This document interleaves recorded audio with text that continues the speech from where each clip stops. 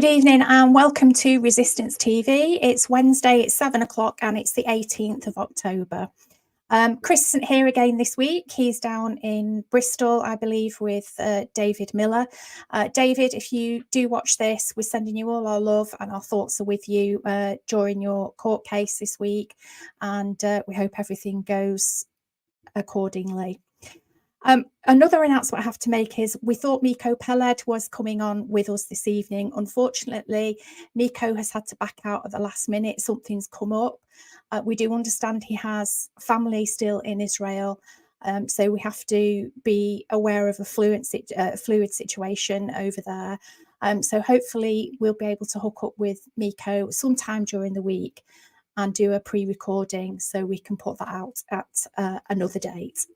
But I am very pleased to announce that we have Peter Ford with us this evening. His Excellency is a former ambassador to Syria and Bahrain for the UK government. And he's with us this evening to talk to us about the ongoing situation in the Palestinian siege. Situations have been moving extremely fast this week. I've hardly had any sleep again. I've been watching the news constantly. And then last evening was so horrific. We saw horrific scenes coming out of Gaza where the hospital, the Baptist hospital called Al-Ahli was bombed and it killed around, I think the estimate is around 900 people, mostly of whom were children and women who were seeking refuge there or were already patients at the hospital. There's been a lot of conflict and propaganda coming out today, and it's almost become like a propaganda war. With people trying to get the stories out of what's happened in Gaza. Then you have the mainstream media who are telling us another story and the government's telling us another story. They're backtracking on what they said last night and this morning. And it's a whole mess. It's like a fog of information. And I think this is part of what we have to think about when we are studying what's happening during wartime situations. So thanks for joining us, Peter. As I had said, I am very somber today. It was a horrific attack last night, killing nearly 1,000 people in one go. Immediate reports were saying that it was an Israeli warplane that had bombed, and then later, and also we've had statements from doctors at the hospital coming out saying the same thing. And then we've had mainstream media and the Western governments all falling into place saying it wasn't the Israelis, it was the jihad group that did this. Can I ask your initial thoughts on the situation in Gaza this week, what happened last night, and all this business about what happened, who bombed it, who didn't bomb it. But in the meantime, we've got civilians down there who are dead, horrifically injured, with no electricity, no food, no water, and hardly any medical supplies. Well, to deal with the horrific attack on the hospital first, I spent most of today sifting through the evidence, and it points in only one direction, to the guilt of Israel. They've come forward with a semi-plausible cover story that it was Islamic Jihad and failed missile attack from Islamic Jihad, but the story doesn't hold water if you look at some relevant facts.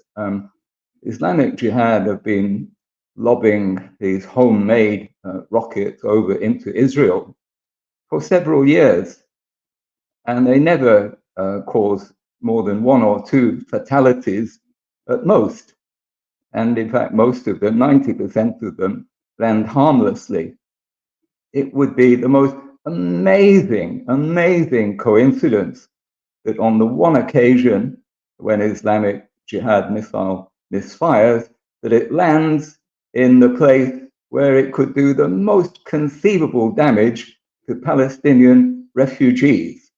You know, if you believe that, then you also believe in fairies and Santa Claus. It's the laws of probability in the first place. Secondly, Israel was advertising days in advance that they didn't care in the least for patients in a hospital. They wanted patients to be evacuated at peril of their lives. The Israelis were utterly indifferent to the suffering of hospital patients. They made no bones about that. Thirdly, just hours before the attack on the hospital, there was an attack on a UN school. This passed almost unnoticed, but people were killed and injured in a UN school. Now, and the Israelis didn't even attempt to claim that it wasn't them. Now, if they can bomb a school, they can also bomb a hospital. So these three factors, as well as the pattern of Israeli behavior in the past, and their well-known propaganda machine, which always has a cover story ready, as it did with the assassination by an Israeli sniper of an Al Jazeera Palestinian-American journalist. At first they said it was the Palestinians who shot her, but then months later it became clear it was the Israelis. And so it will prove this time, in the fullness of time. If ever there is any justice in this world, it will be demonstrated beyond any possible doubt that it was the Israelis this time. To all intents and purposes, we can assume that it was Israel which bears the guilt. Now, in the great scheme of things, sorry, go on, Peter. Go on. In the great scheme of things, I don't want to obviously belittle what's happened, but it doesn't change the basic strategic position. It makes Israel look worse in the eyes of most of the world, but the opinion of most of the world doesn't make much difference, I'm sorry to say, in what's going on in Gaza. The Israelis are playing for an audience of one, and that audience of one is their guest right now, or was earlier today, Joe Biden. As long as America has the back of Israel, as they like to call it, has the back of Israel, then Israel can escape with impunity. A friend of mine once said that even if the Israelis were feeding Palestinian babies feet first into a meat grinder, Uncle Sam would still say it was an act of self-defense. Well, they've come very close to proving my friend right.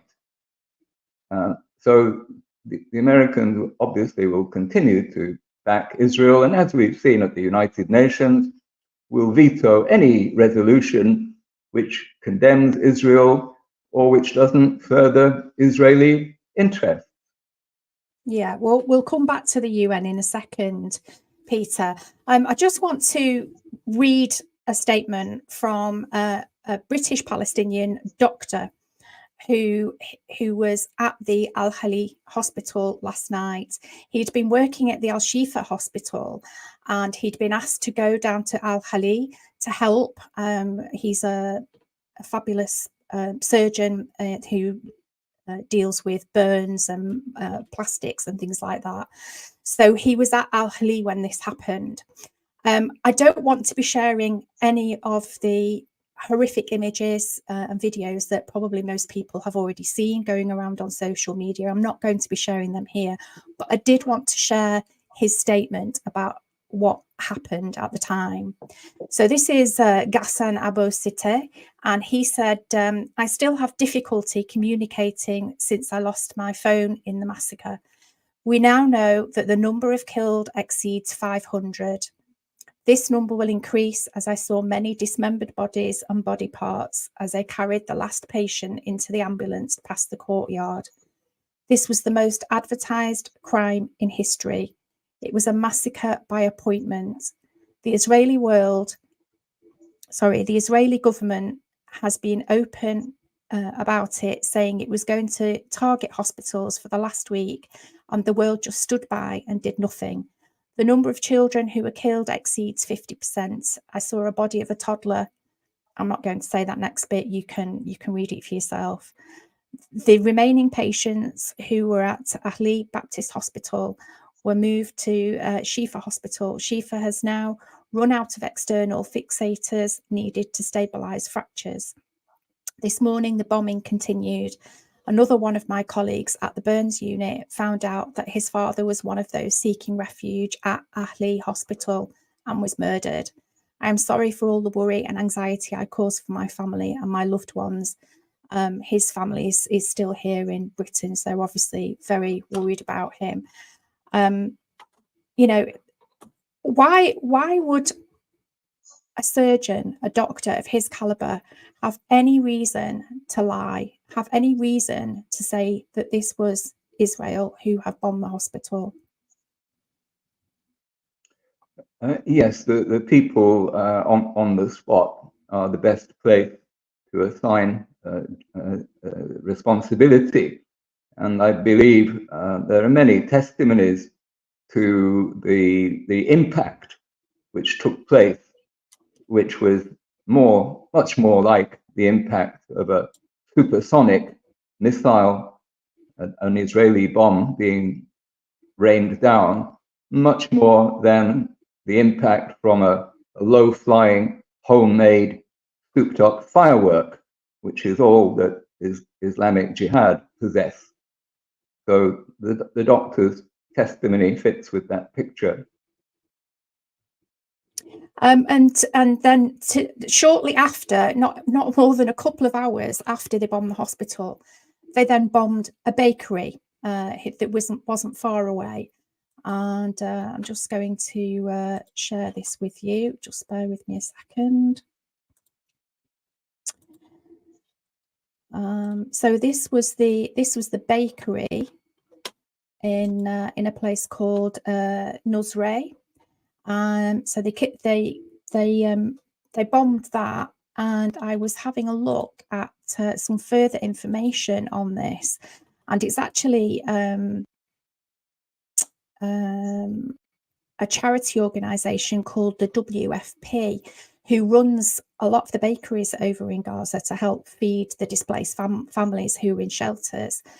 And the WFP chief tweeted out last night that another contracted bakery was hit overnight in Gaza as bread was distributed by WFP staff to displaced families in shelters. Of the 23 bakeries we work with, only 4 are operational today, as most have run out of fuel. People need safe access to food.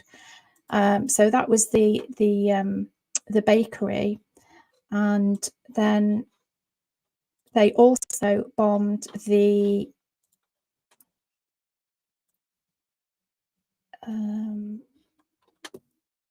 sorry for our audience. I've got so much to share with you tonight, and I'm trying to get things in the right order for you, so just bear with me. So this was the bakery. Sorry, that was the bakery. I've showed you that already. Let me just stop that. There was also a mosque in the same area that was bombed. I don't have any pictures of that one, unfortunately. So there was the bakery, then there was the mosque, and correct me if I'm wrong, Peter, but I believe that it's against international law to bomb places that are either hospitals, shelters, places of worship, food storage, you know, all that kind of stuff. And then, like you said, the school was also bombed today, and there was a statement from the UN Nations Relief and Workers Agency that said at least 6 people were killed this afternoon when an UNRWA school was hit at Al-Maghazi refugee camp in Gaza's middle area. Dozens were injured, including UNRWA staff, and severe structural damage was caused to the school. The numbers are likely to be higher. This is outrageous, and it again shows a flagrant disregard for the lives of civilians. Is safe in Gaza anymore, not even for UNRWA facilities.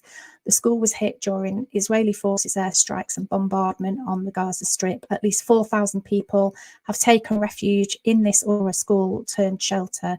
They had and still have nowhere else to go. Since the war began on the 7th of October, UNRWA provides the coordinates of its facilities to relevant parties on a daily basis.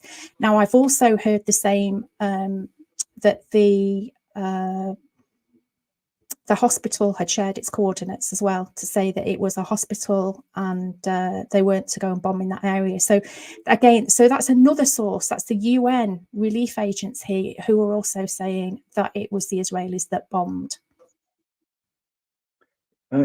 Yes, the UN has been in recent days fairly clear that the Israelis are in breach of international law.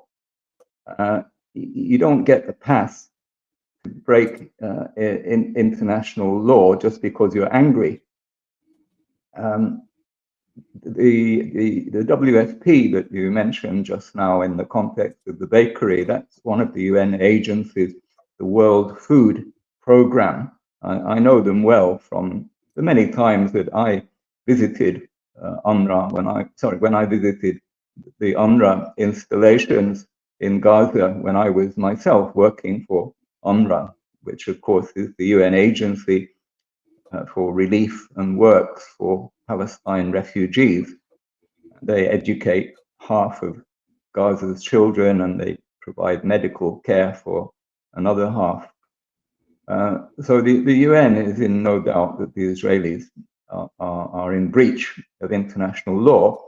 But meanwhile, our own politicians refuse to acknowledge this obvious truth certified by the United Nations. It's unbelievable. I think this is the first time in history that senior British politicians have refused to acknowledge a breach of international law certified by the United Nations.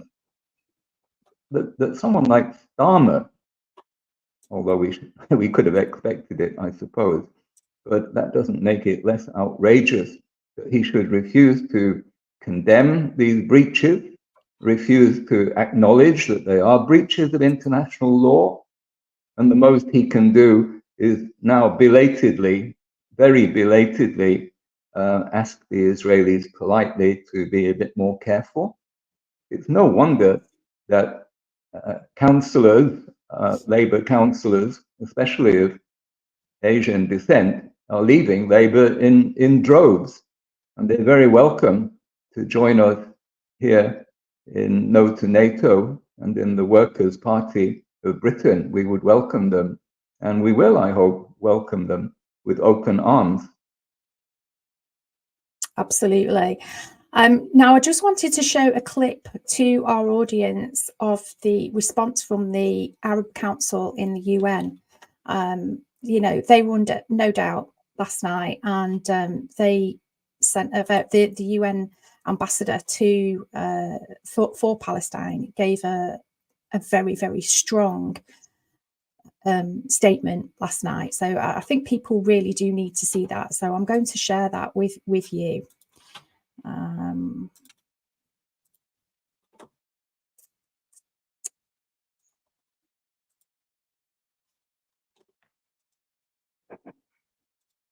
Okay. The Israeli Prime Minister today said, and I quote, "The intelligence from multiple sources said that it's the Islamic Jihad is responsible for the failed rocket launch." Your response? He is a liar. His spokesperson and digital spokesperson tweeted that Israel did the hit, thinking that there is around this hospital a base for Hamas, and then he deleted that tweet. We have a copy of that tweet, and Talal can share with you that tweet.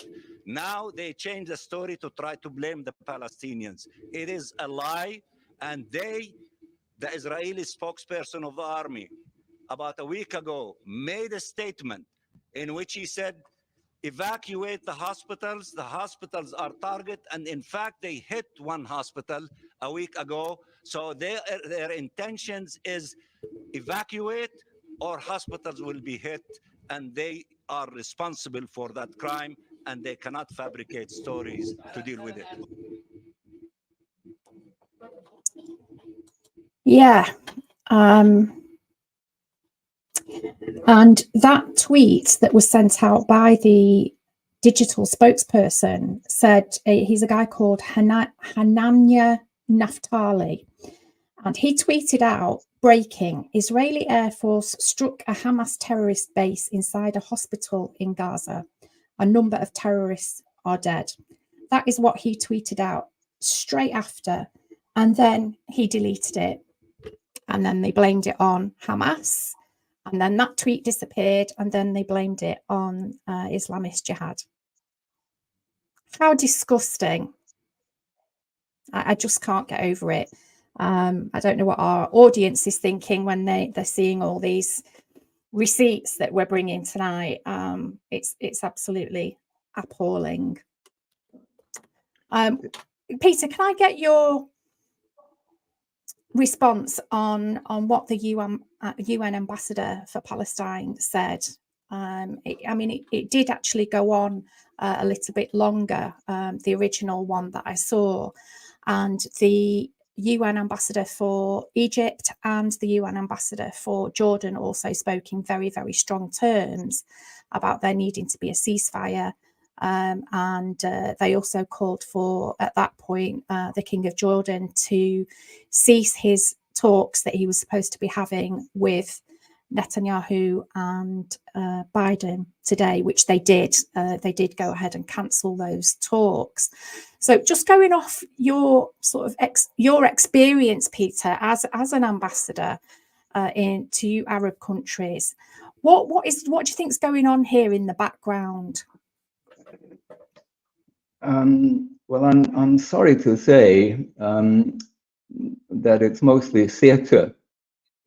For many years, the Palestine Authority, represented by the Palestine ambassador that we saw, has acted as Israel's tool in keeping the West Bank quiet, in not allowing elections to be held because they would probably result in a Hamas victory. They've not allowed elections to be held on the West Bank, and Gaza since 2006, because they might give the wrong result. So it's a little bit late for people like this to be coming forward with condemnation of Israel. Jordan is well, I hesitate to use insulting words, but they have worked closely with Israel to keep the Palestinians under control. And it's hypocritical for them now to be posing as some kind of champion of the Palestinians. The very least that they could do was what they've done today, which is simply to refuse to meet Biden, although I'm sure they have had private, discreet conversations. And the same with the Egyptians and most of the Arabs. We're seeing classic examples of Arab hypocrisy. The only people who come out of this with honor are the people that we, Britain, vilify, the Iranians and their friends around the region. The foreign policy emphasis of Britain and America and the West generally is to, as they put it, to stop the spread of the conflict. Now this seems reasonable on the face of it, but translated, it means what they want is to hold the ring, not let outsiders butt in, like Iran or Hezbollah, so that Israel has a free run in the shooting range of Gaza. That's what they mean when they say stop the conflict spreading. They mean stop others applying the brakes. But they've In not been fact- able to do that, have they? Sorry, go on, Peter. No, in fact, Iran, by threatening to move, and Hezbollah by not just threatening, but actually initiating hostilities, have shown intent to intervene if the Israelis cross a red line. Now, nobody knows exactly what the red line is. That's the beauty of it. It puts doubt into the mind of the Israelis. Now, the Israelis are adapting their plans day by day. It appeared, you will recall that just a few days ago, the Israelis were trumpeting that they were about to launch a full-scale land, sea, air onslaught on Gaza.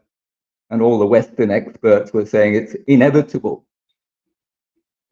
Well, I don't want to be too modest about this, and so I will recall that I said days ago, it's not going to happen that way.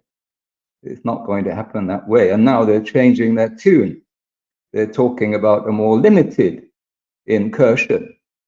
They're talking about incrementally destroying Hamas, about taking over control of Gaza block by block. And now the Western experts, who only yesterday were saying that Israel would just wade into Gaza and in no time wipe the floor with Hamas, they're now changing their tune and cautioning that Israel must be ready for a long, drawn-out battle, and it will be like Mosul, it will take months, and maybe they're going into a trap. Well, indeed, maybe they will be going into a trap. I do not rule out that this is, or has been, exactly Hamas's calculation. That Hamas will have known before they launched their attacks on 7 October what the Israeli response would be. And they may have calculated that they have the military wherewithal, not just to defeat the Israelis, but to push them back out and over the Israeli border, especially if Israeli troops are being tied up in the north and on the Syrian border, and when the West Bank erupts at the same time. So the question becomes, how wise would it be for the Israelis to unleash war on 4 fronts? Israel has never in its history had to do this. It will be unprecedented, and I don't think they will. And I think the Americans know this. And behind the scenes, the Americans will have been educating the Israelis on the realities. It's not 2 American warships in the Mediterranean that are going to deter Iran. Iran has a track record of not bluffing. Hezbollah, likewise. This is very important if you're a military actor, never to bluff, to carry out your threats. And both have been saying very clearly that cross our red lines by wading into Gaza, and we will act in northern Israel. I think Netanyahu is looking for a way out, a way to climb down.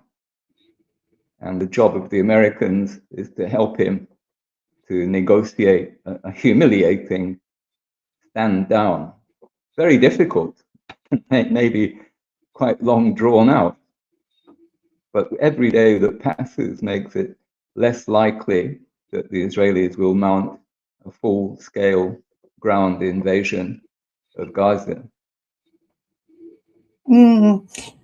Yeah, people have been saying, I've heard other political analysts saying that if they did go in with boots on the ground into Gaza, they wouldn't know what hit them with Hamas. But there's other. They've also been taking on Lebanon, haven't they? There's been incursions on the Lebanon border, and they've also bombed Aleppo and Damascus airports in Syria as well. How do you think that will go down with Assad in Syria? The Israelis have been bombing Syria on a monthly, if not weekly basis for at least 3 years. It no longer shocks that Israel is allowed to get away with bombing a country which has never lifted a finger in more than half a century against Israel, which in fact has kept its border with Israel on the Golan completely quiet for decades, and yet Israel gets the right to bomb them, beat up on Syria any time they like and in any way they care to do. But Syria does have the capacity, a kind of nuisance factor capacity. If all hell breaks loose, then you can be sure that the Golan will be one of the fronts, and it will cause the Israelis to have to divert some of their best troops. They don't have many best troops, the Israelis. They probably only have 20 or 30,000 real soldiers. Reservists are not in the same category. They may have 300,000 clerks and bankers and bakers who will run away as the Israeli soldiers did on 7 October at the sound of gunfire, and in fact shoot many of their own side. So I think the Israelis will think long and hard if they're wise before unleashing war on 4 fronts.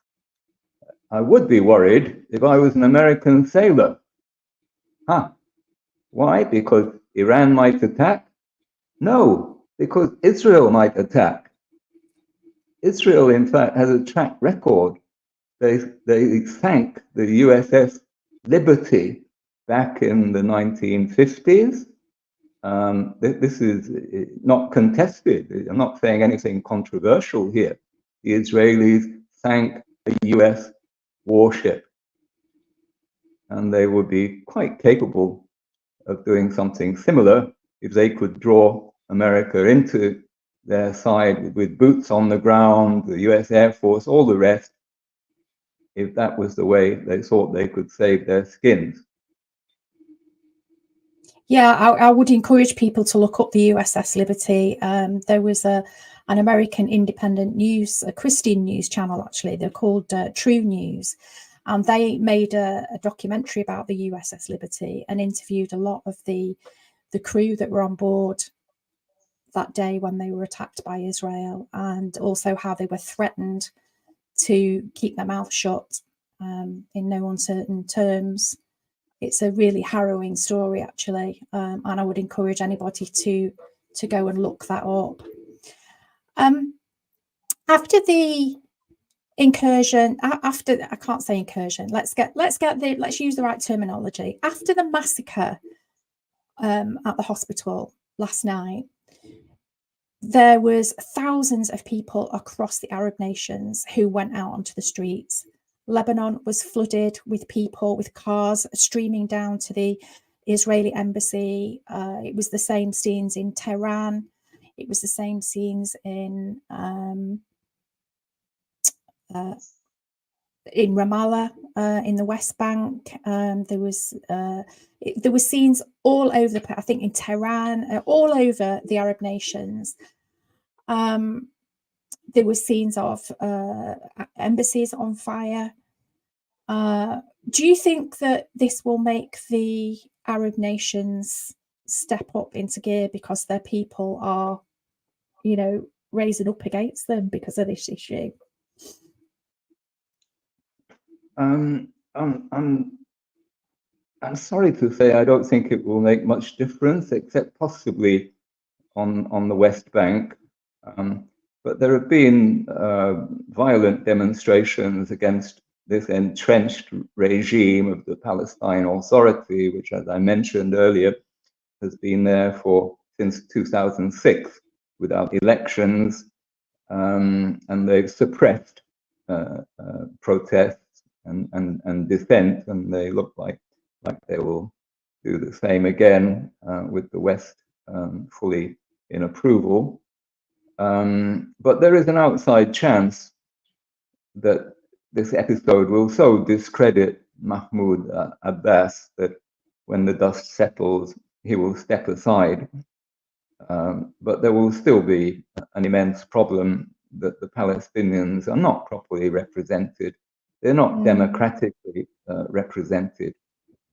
Any long-term settlement is going to have to involve fresh, fair Palestinian elections with all the risk or opportunity that they might decide to vote in Hamas. It's very hard to see the West acknowledging that. The West, after all, prevented Hamas from taking power the last time they won a Palestinian election. Wasn't it created by Israel, though, Hamas? Didn't they create Hamas to get rid of the PLO? All right. This is nonsense. Israel was happy to see the Palestinians becoming divided. They may have turned a blind eye to some of the activities of Hamas. But to say that Israel created Hamas is simply factually incorrect and does no service to the Palestinian people or to the resistance. Thank you for putting us straight on that. That's what some people have been saying. I know there's a video of Rand Paul going around. He stood in the Senate and gave that speech about Israel creating Hamas to get rid of the PLO. Some of this is put about by the Israelis themselves to sow confusion and to undermine Arab support and Palestinian support for Hamas. Let us not be taken in. I think we have to be clear with people that the last elections were back in 2006, weren't they? Yeah. And then the Hamas have not allowed any other elections since then. So the majority of the people who live in Gaza have never been able to vote for these people. They've never been allowed a vote. Not since 2006, no. But there's little doubt, and indeed this was being acknowledged by a Channel 4 journalist earlier today, that if elections were held, it's quite likely that Hamas would win. But it's more interesting on the Israeli side. There, I think we can look forward to big change. I think Netanyahu is dead man walking. The minute this crisis dies down, he's toast, which is why he wants it to go on and on and on. This is why the Israelis are talking about a long, drawn-out, piecemeal operation. They're now beginning to say, "Oh, this could take several months, if not years, and we'll gobble up," or well, they don't say gobble up, but we will incrementally destroy Hamas kilometer by kilometer. This plays to Netanyahu's desire to string out the crisis, and this puts off the day of reckoning for himself. Now, he may succeed in that. You can keep a crisis going if you make the weather. It's Israel that makes the weather here. Everybody responds to what Israel is doing. But it's perhaps more likely that this crisis will be over sooner rather than later.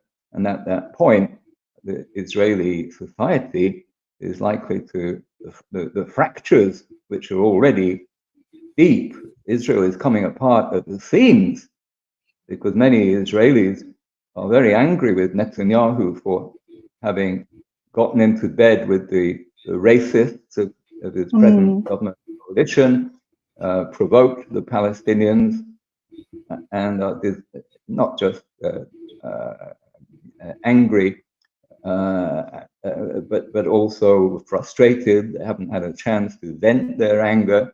The moment they get a chance, Netanyahu will be out, and conceivably we could see the emergence of a more sensible, more humane Israeli government, which is purely to preserve Israel's safety and continued existence, will make concessions and be ready to treat the Palestinians like human beings. It's an outside chance, but the chance.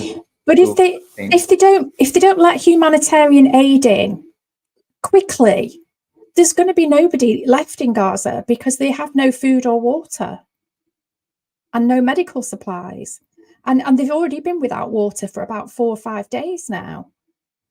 Surely Yes, they can't last much longer.